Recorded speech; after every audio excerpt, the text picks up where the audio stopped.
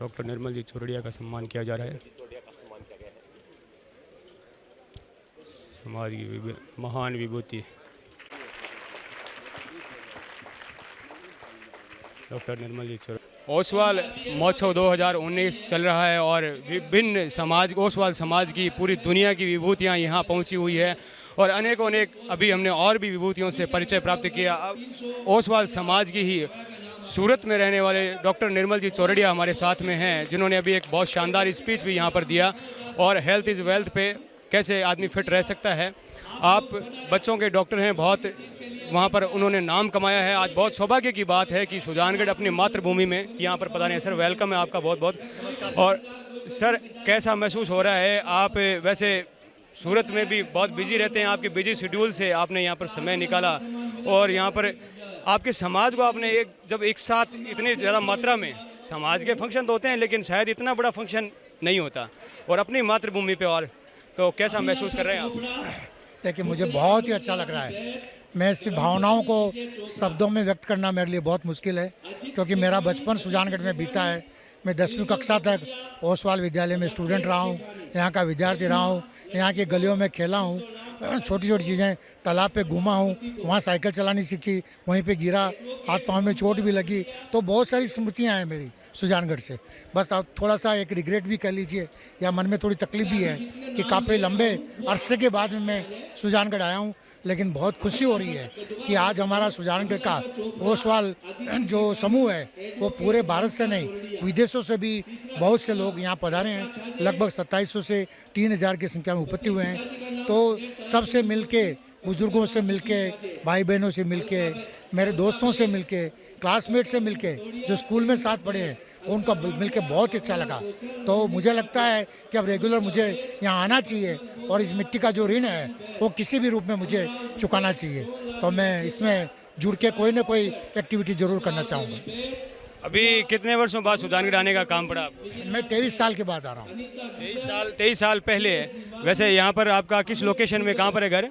मेरा भाटियाबास में हमारे पुरखों का घर है।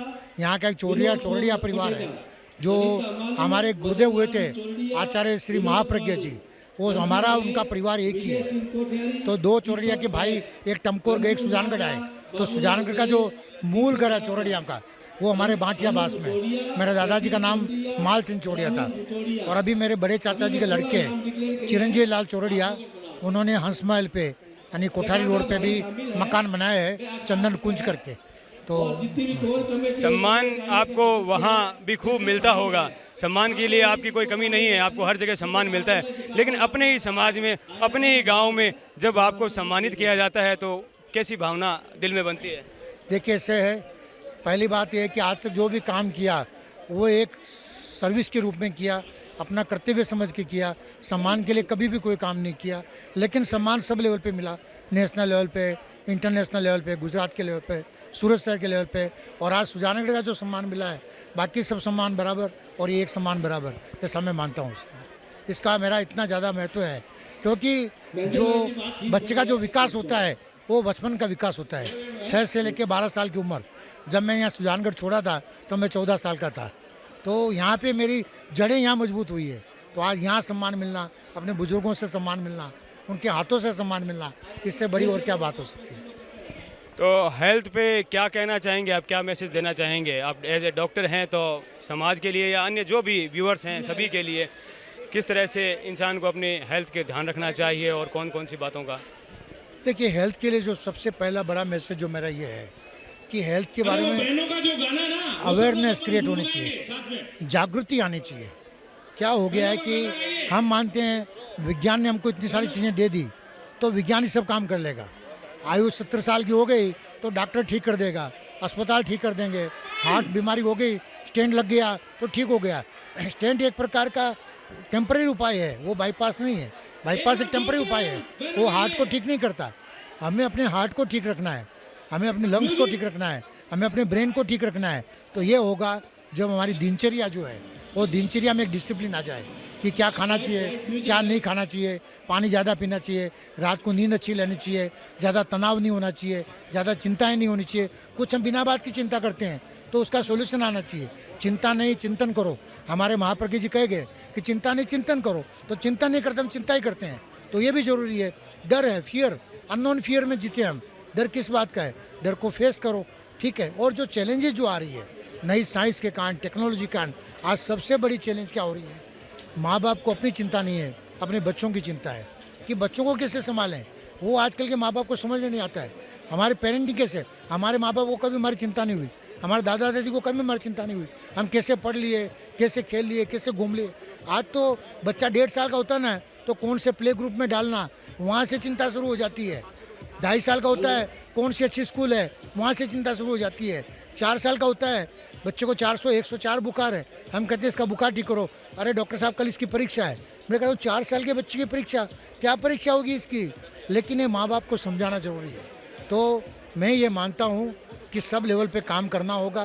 पेरेंटिंग क्या होती है वो समझाना होगा। माँ बाप को अपने बच्चों को समझना होगा।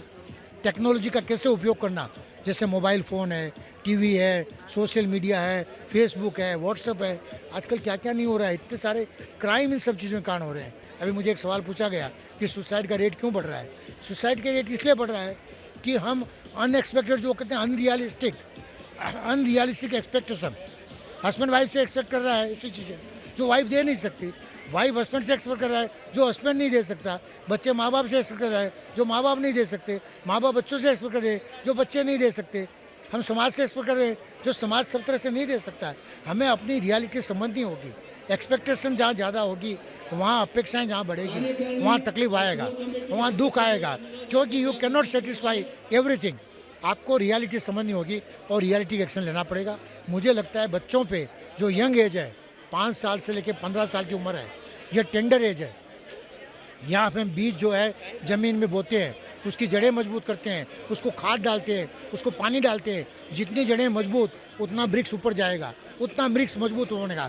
तो ये 5 साल की 15 की जो उम्र है, इसमें माँ बाप को अच्छी खाद और अच्छी पानी अपने बच्चों को देना पड़ेगा। शिक्षकों को अच्छा खाद और अच्छा पानी देना पड़ेगा। समाज को इन बच्चों की केयर करनी पड़ेगी, तब जाके हम स्वस्थ और सुखी समाज बना पाएंगे। तो इस अंत में मैं आपसे यही कहूँगा कि क्या अनुभव लेकर जा रहे हैं और क्या अगले साल आना चाहेंगे? ज़रूर। मुझे बहुत अच्छा अनुभव हो रहा है। 1 साल के बाद का अभी मैं आपको इसलिए नहीं कर सकता, लेकिन यहाँ जो भी प्रोग्राम होंगे नेशनल लेवल पे होंगे, मैं ज़रूर जुड़ना चाहूँगा। इस टाइप के प्रोग्राम आयोजकों के लिए भी करना इतना आसान नहीं है।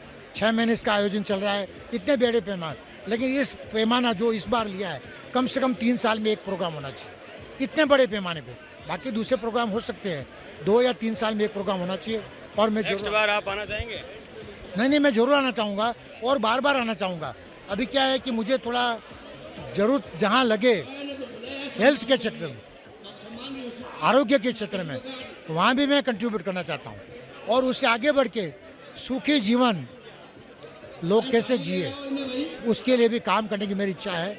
सुजानगढ़ में मौका मिला तो मैं ज़रूर आऊँगा, क्योंकि मेरे कुछ टॉपिक है जैसे good parenting, happy family life, तो इस पे भी मैं कुछ काम करना या मेरा जो विचार है सहयोग करना चाहूँगा। ये थी हमारी खास बातचीत doctor Nirmal ji Chordia. Health is wealth पे कई सारी बातें ली, जानकारियाँ ली। मैं हूँ नागेश कुमार कौशिक, अपने सहयोगी ओम प्रकाश टाक के साथ। आप सभी का धन्यवाद।